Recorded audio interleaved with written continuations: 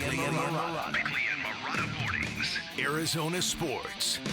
The local sports leader. Bickley Blast.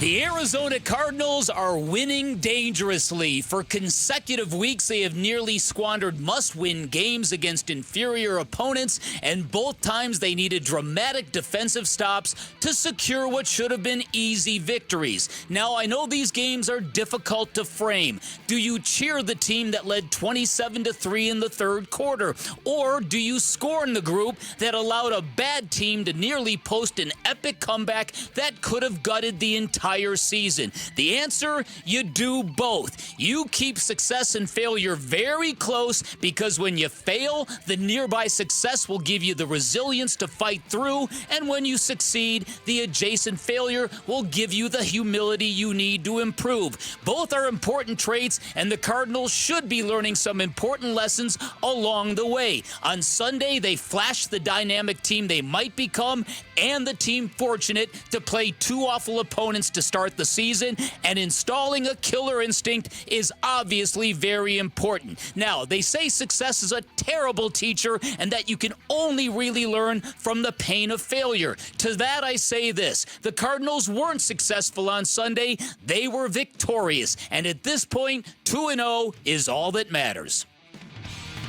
All right, today's Bickley Blast brought to you by my great friends at Chapman BMW. Make luxury attainable. Find them online at chapmanbmw.com. Could always be worse, right? We could be 0-2, but we're 2-0 with this issue.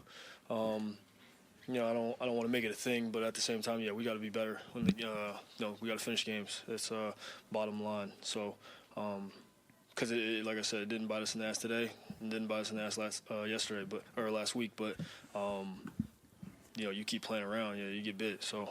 We got to be better. FAFO.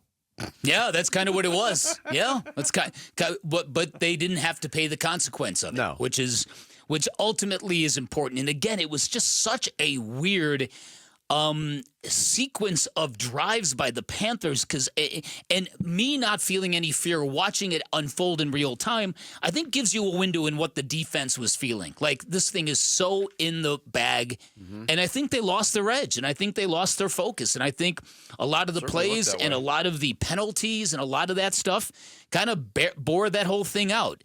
But for the fact that the Panthers, on all of those late touchdown drives, they were just unstoppable on third and fourth downs. And that has to stop. That first touchdown drive, they faced a 4th down and 1 at their own 44-yard line. They got a 14-yard run from Chuba Hubbard. Later on, 3rd and 3 from the Arizona 11. Got a 7-yard pass.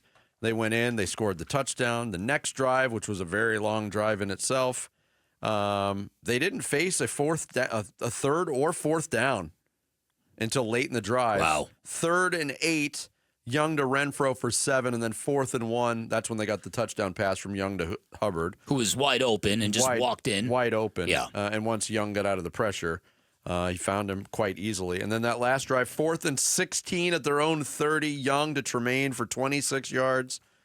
3rd down and 10. Young to Renfro for 10 yards, 1st down. And then the last drive, which was just marred by penalties. There was a penalty on every single play. It was disgusting. But they did convert a 4th and 5. That was the Denzel Burke play where he got called for holding. 3rd and 20, incomplete. 3rd and 15. And then, of course, 4th and 15. The Cardinals finally stepped up. Handy notebook number 2 over there. The Handy Dandy Jr. See, I didn't write that down. It's No, actually it's all off the top of it's your all head. provided to you. Yeah. Oh.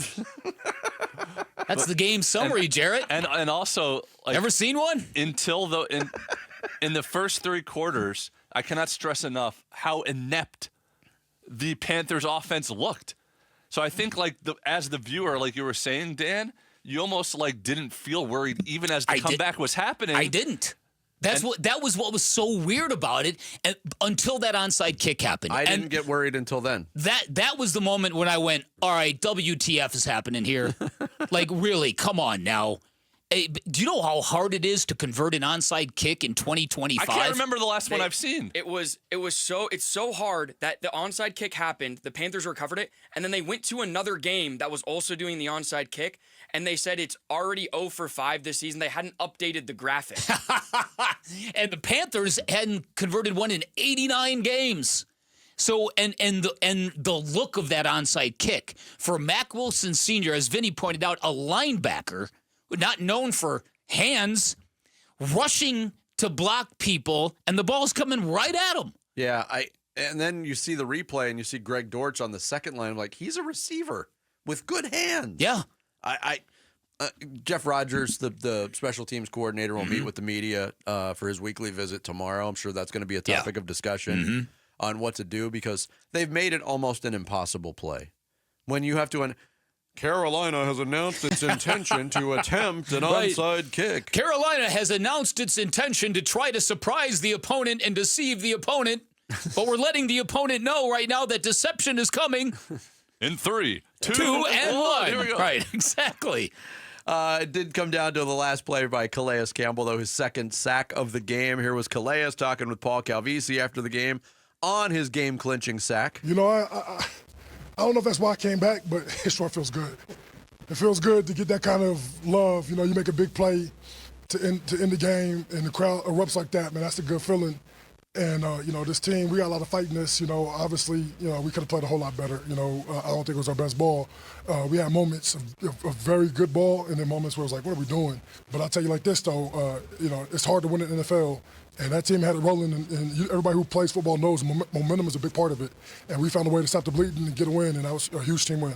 Yeah, Campbell also said, just got to find a way to keep this rolling. In my 18 years, you know, it's hard to be angry after a win. You know, like I've been, you know, on teams where we're a better team, we're supposed to win, and we end up, you know, losing it late. And so anytime you win in this business, you know, I'm going to feel good about it. I'm going to celebrate the win, always. Now, we're going to grade the tape tomorrow and find out how to be better, of course, but it's always better grading the tape after a win than a loss, you know. Now, you know, I'm going to definitely try to light a fire under guys and just continue to, you know, control what we can control and work on the things we can get better at. And hopefully we can find a way to continue winning ball games.